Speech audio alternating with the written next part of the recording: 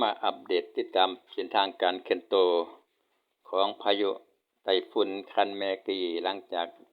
ขึ้นฝั่งที่ประเทศเวียดนามอ่อนกำลังลงเป็นพายุโซนร้อน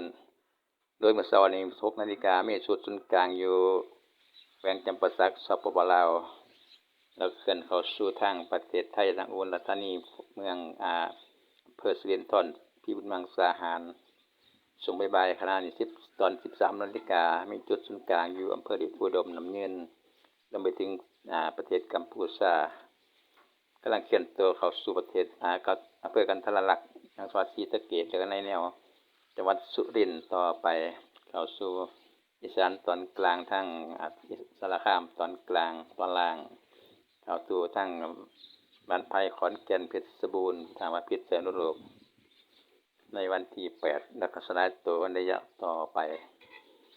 สำหรับจุดศูนย์กลางก็ยังอยู่อำเภอเดชอุดมอยู่แต่ว่าแนวนาหรือว่าขอบนาด้านนากลุ่มฝนก็เข้าสู่ทางจังหวัดนครราชสีมาแล้วช่วงบ่ายเข้าฮอดภาคเหนือพิษณุโลกนครสวรรค์เรียบร้อยเพชรบูรณ์กลุ่มฝนตกหนักอันนี้เวลา 13 นาฬิกา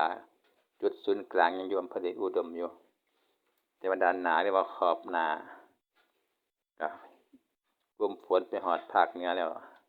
ปกคลุมอีสานตอนกลางและตอนล่างทั้งนครราชสีมาบุรีรัมย์สุรินทร์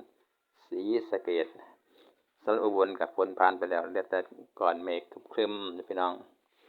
สำหรับอิทธิพลของพายุโซนร้อนคันแมกีหลังจากลดกำลังลงเป็นโซนร้อนจากไต้ฝุ่น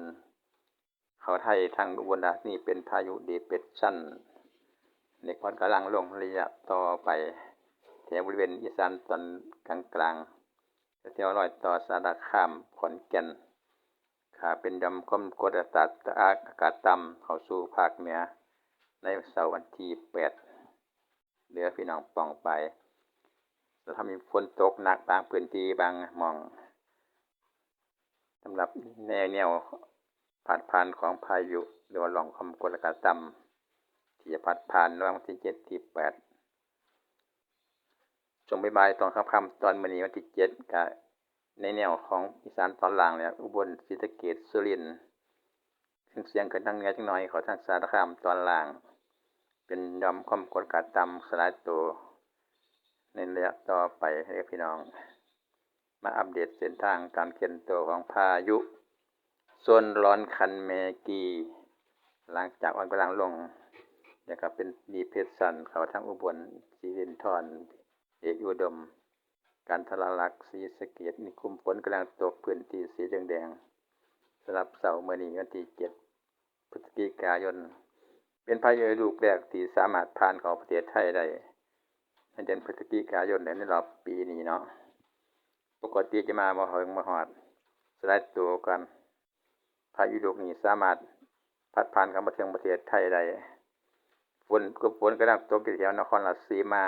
ขอนแก่นบุรีรัมย์สุรินทร์เพชรบูรณ์ชัยภูมิตามพื้นที่สีเขียวๆเลยพี่น้องตามภาพโมเดลภาพจำลองขณะนี้ฝนกำลังตกอยู่แถวอีสานด้านตะวันตกต่อกับภาคเหนือต่อกับภาคกลางแถวอยุธยาตามพื้นที่ที่เห็นนะพี่น้องอำเภอใดจังหวัดใดฝนกำลังตกอยู่เบิ่งภาพตามภาพก็แล้วกันเนาะสีเขียวฝนตกหนักสีทะเลฟ้าฝนตกเล็กน้อยปานกลางอันนี้คือแนวหนาหรือว่าขอบหนาของพายุสำหรับศูนย์กลางของพายุก็ยังอยู่ทางอุบลอยู่ช่วงบ่ายเคลื่อนตัวแถวสังสุรินทร์ศรีสะเกษอ่อนกำลังลง